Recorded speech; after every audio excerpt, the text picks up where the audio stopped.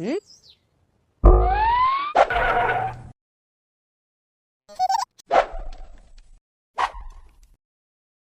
வணக்கம். வசியின் வாசிப்புகளில் கம்பராமாயணம், ஆரண்ய காண்டம், சூர்ப்பனகை படலத்தின் தொடர்ச்சி. சக்கரவர்த்தி திருமகன் இப்படி தன்னை நேசிக்காமல் பர்ணசாலைக்குள் நுழைந்து மறைந்தவுடனே அறிவு ஒழிய உயிர் படங்க, செயல் ஒடுங்க, உயிர் போனது போல மயங்கி மலை போல் தரையில் விழுந்தாள் சூர்ப்பனகை. பின்பு சிறிது நேரம் கழித்து தானே மூச்சை தெளிந்து எழுந்தவள், இவன் சிறிதும் சாந்தம் இல்லாதவன். என் மனதில் மூண்டுள்ள காமத்தீயை தணிக்காமல் என்மேல் தனியாத கோபம் கொண்டுள்ளான். அது மட்டுமா, அந்த அழகியை உடன் அழைத்துச் சென்றதிலிருந்து அம்மங்கையின் மீது அதிகமான அன்பு வைத்திருக்கிறான் என்றும் தெரிகிறது என்று எண்ணினாள் சூர்ப்பனகை. மேலும் அங்கே நிற்க அவளுக்கு வெறுப்பாக இருந்தது. அவள் மனதில் இவனை நான் சேராவிட்டால் காதல் நோய் மிகுதியால் எனக்கு மரணமே நேர்ந்துவிடும். ஆதலால் இவனை நான் எப்படியும் அடைந்தே தீருவேன் என்று சபதம் செய்து கொண்டே அங்கிருந்து புறப்பட்டு அழகிய சோலையின் நடுவே அமைந்துள்ள தனது மாளிகையை அடைந்து பளிக்கரையினுள் நுழைந்தாள். அப்போது இவற்றை பற்றியெல்லாம் கவலைப்படாத ஆதவன் செம்பஞ்சு குழம்பு தடவிய தன் கைகளை கட்டிக்கொண்டு வேற்றிசையில் மெல்ல மெல்ல மறைந்து கடைசியில் மன்மதனைப் போல அனங்கனானான். பொழுது விடிந்ததைக் கண்ட சூர்ப்பனகை தான் கொண்ட தாபம் சிறிது குறைந்து உயிர் தேறினாள். அதே சமயம் ஒப்பற்ற மனையால் தன் பக்கத்தில் இருக்கும் வரை அவன் என்னை ஏறிட்டு பார்க்க மாட்டான், சிறிதும் விரும்ப மாட்டான்.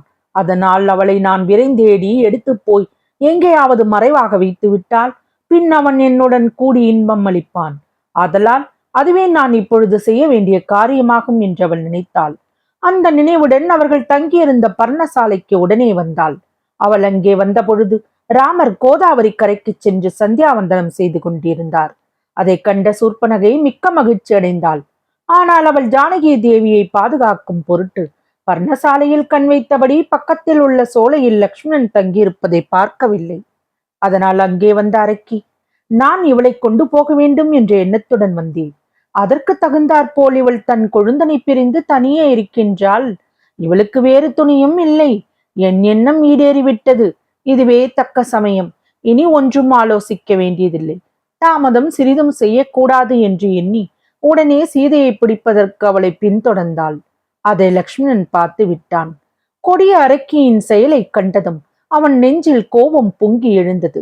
அவள் அருகே கோபத்துடன் விரைந்து வந்து, யாரடி, தொடாதே, விலகினில் என்று கத்தினான். அதே சமயம் பெண் கொலை செய்தல் பாவம் என்பது நினைவுக்கு வர அவளை கொல்லாமல் மானபங்கம் மட்டும் செய்ய நினைத்து அவளுடைய தலைமயிரை பிடித்து உலுக்கி அவள் தன்னுடைய வலிமையெல்லாம் இழக்கும்படி செய்து அவளுடைய வயிற்றிலே காலால் உதைத்து கையில் உடைவாளை எடுத்து கொண்டான். தன்னை இவ்வாறு பங்கம் செய்த லக்ஷ்மணனை நான் இவனை எடுத்துக்கொண்டு வானில் செல்வேன் என்று நினைத்து கோபத்துடன் அவனை தூக்கத் தொடங்கினாள் சூர்ப்பனகை. அதை உணர்ந்த அவன் சட்டென்று தன் வலிமையால் அவளை கீழே தள்ளி, இனி இப்படிப்பட்ட கொடிய தொழிலை செய்யாதே செய்யாதே என்று சொல்லிக் கொண்டே அவளது மூக்கையும் காதுகளையும் ஒன்றன் பின் ஒன்றாக அறுத்தெறிந்தான். அதன் பின்பே கோபம் தணிந்து அவன் தன் கையில் சுற்றி பிடித்திருந்த அவள் தலைமயிரை விட்டான். அந்த கணத்திலே அவள் மிக வருந்தி வாயை பெரிதாக திறந்து கதறினாள். அவள் கதறல் 8 திக்குகளிலும் போய் எதிரொலித்தது. மேல் உலகத்தில் உள்ள தேவர்களின் காதுகளிலும் போய் நுழைந்தது. மற்றும் நடந்ததை பற்றி என்ன சொல்ல இருக்கிறது? அவளுடைய அருந்த மூக்கிலிருந்து வெள்ளம் என ரத்தம் பெருகி வழிந்து நிலவுலகில் பாய்ந்து அதனை கரைத்தது. லக்ஷ்மணனால் கீழே தள்ளப்பட்ட சூர்ப்பனகை மெல்ல எழுந்து நின்றாள். அவள் அறுத்த காயத்தினால் ஏற்பட்ட வலியால் துன்பம் தாங்காது மிக வருந்தினாள். அவள் அத்துன்ப மிகுதியால் வானத்தை நோக்கி எழும்பத் தொடங்கினாள். ஆனால் முடியாமல் கீழே விழுந்தாள். அங்கே விழுந்து கிடந்த இட்டக்கால் இட்டக்கையுடையவளாய் வருந்தினாள். நிலை தளர்ந்தாள். இன்னது செய்வது என்று அறியாது கைகளை பிசைந்து கொண்டு மூர்ச்சித்தாள். தானே பின்பு விரைவில் தெளிந்து எழுந்தாள். நான் பெண்ணாய் பிறந்து என்ன பாடுபட்டேன் என்று பலமுறை வாய்ப்பிதற்றினாள். ரத்தம் பெருகுகின்ற மூக்கை தன் ஆடையினால் ஒற்றிக்கொண்டாள். உலைக்களத்தில் பொருந்திய நெருப்பு போல சூடான பெருமூச்சு விட்டாள். கைலாச மலையை பெயர்த்தெடுத்த அண்ணாவே, என்னை ஒரு மனிதன் கீழே உதைத்து தள்ளி இப்படி பங்கப்படுத்திவிட்டு தனது வெற்றியை எண்ணிய செருக்கோடு உற்சாகத்தால் தன் தோளை தான் பார்த்து கொண்டிருக்க நான் கீழே விழுந்து கிடந்து அழுவது தகுதியா? கரண் ஆட்சி செய்து தங்கி இருக்கும் காடல்லவா இது? இவ்விடத்திலே இத்துன்பங்களை நான் அடைந்ததும் சரிதானா?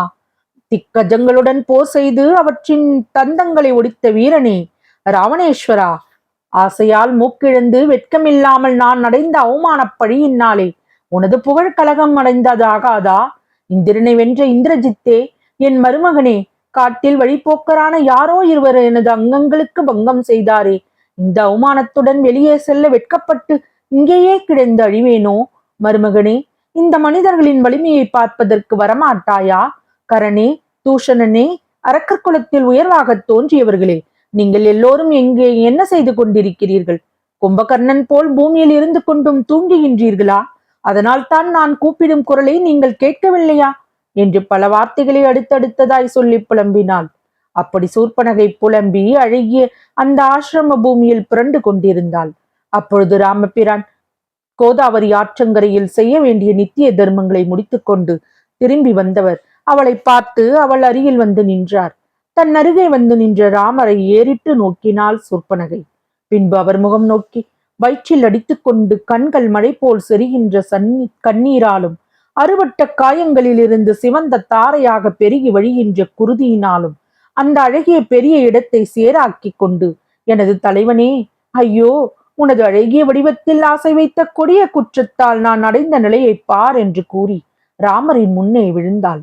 இவள் ஏதேனும் தீங்கு செய்திருப்பாள். அதற்காகவே லக்ஷ்மணன் இவளுக்கு இந்த தண்டனையை தந்திருக்கின்றான் என்று நடந்த நிகழ்ச்சியை உடனே ஊகித்தறிந்தார் ராமர். அதனால் எழுந்த ஒரு வகை உணர்வில் வேண்டுமென்றே அவளை பார்த்து ஒன்றும் அறியாதது போல, நீ யார் என்று கேட்டாள். அந்த வார்த்தைகளை கேட்டு அவள் சற்றே சினந்து, நீ என்னை அறியவில்லையா? இலங்கேஸ்வரனின் கூட பிறந்தவள் அல்லவா நான் என்றாள். ஓ, அப்படியா?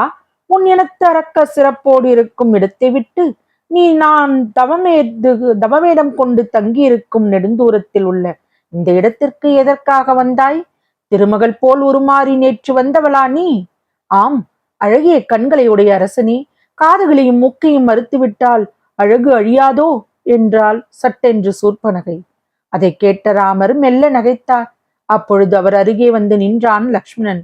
அவனை கண்டதும் அவர், வீரனே, நீ துரிதப்பட்டு இவளுடைய தொங்குகிற காதுகளையும் கொடி போல் நீண்ட மூக்கையும் மறுக்கும்படி இவள் எண்ணி செய்த குற்றம் என்ன என்று அவனிடம் கேட்டார்.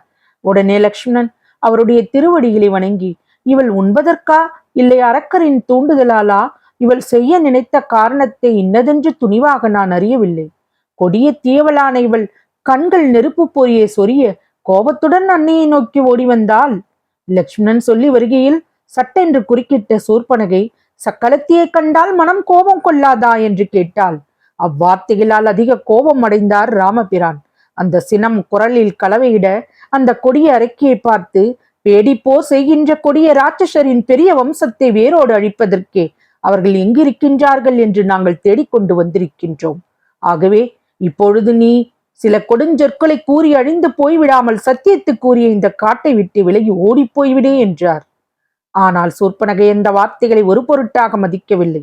அதற்கு மாறாக அவள் துணிவுடன் அவர்களை பார்த்து, பிணி, பசி, மூப்பு, துன்பம் இல்லாத பிரம்மன் முதலிய தேவர்கள் எல்லோரும் ராவணனுக்கு கீழ்ப்பட்டு குடியிருப்பவராய் கப்பம் செலுத்துபவர்கள். அதலால் சாதாரண மனிதராகிய நீங்கள் இப்படி துரிதப்பட்டவன் தங்கையாகிய என்னை அவமானப்படுத்துவதும் அரக்கரை பற்றி அலட்சியமாக பேசுவதும் நல்லதில்லை.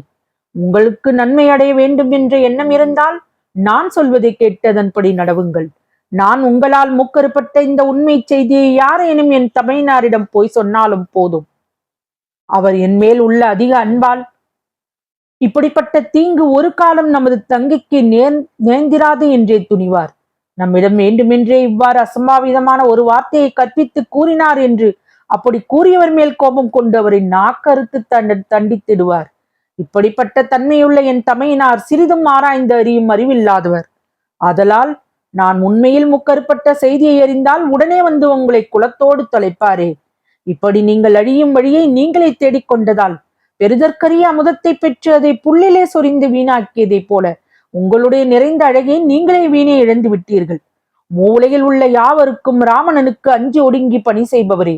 அதலால் அவன் சினங்கொண்டு விட்டால் அவரவர் தத்தம் தலையை தாம் அழியாதபடி காத்து கொள்ள முடியாது.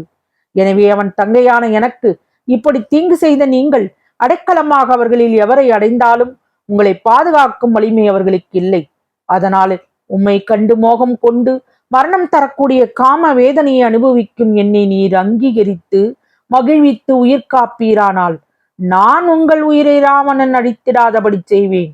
இல்லையென்றால் உங்களை தவறாமல் அழிப்பதற்கு அவன் இருக்கின்றான் என்றாள். உடனே ராமர் கோபத்துடன் அவளை நோக்கி, கொடிய அரக்கியே, உன் தாயை பெற்ற தாடகையை கொன்ற அம்பு என்னிடம் இருக்கின்றது. நெடுந்தவம் புரிந்து பல வரங்களை பெற்று வலிமையுடன் இருக்கும் அரக்கர் குலத்தை வேருடன் அழிப்பதற்காகவே நான் பிறந்து வந்திருக்கின்றேன். எனவே உன் அற்ப நடத்தையை விட்டுவிட்டு உடனே தூரப்போ. இல்லாவிட்டால் உன்னை கொன்று விடுவேன். நாங்கள் பூலோகம் முழுவதையும் ஒரு குடையின் கீழ் அரசாண்ட தசரத சக்கரவர்த்தியின் குமாரர்கள். தாயின் கட்டளைக்காக நாங்கள் வனவாசம் ஏற்றிருக்கின்றோம். இப்படி வந்த இடத்தில் முனிவர்கள் எல்லோரும் வேண்டிக் கொண்டதால் அரக்க வம்சத்தை பூண்டோடு ஒழித்துவிட்டு அயோத்திக்கு திரும்புவதாக சபதம் செய்திருக்கின்றோம். இவற்றையெல்லாம் மனத்தில் நன்றாக சிந்தித்து பார்த்து அப்பால் செல்.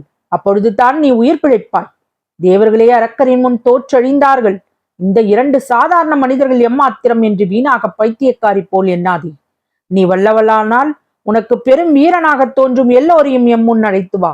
ஒரு நொடி பொழுதில் அவர்களை கொன்று தீர்த்து விடுகின்றோம் என்றார். அதை கேட்டு சூர்பனகை மீண்டும் ராமரை பார்த்து, வளநாடு உடையவனே, நான் சொல்வதை கேள்.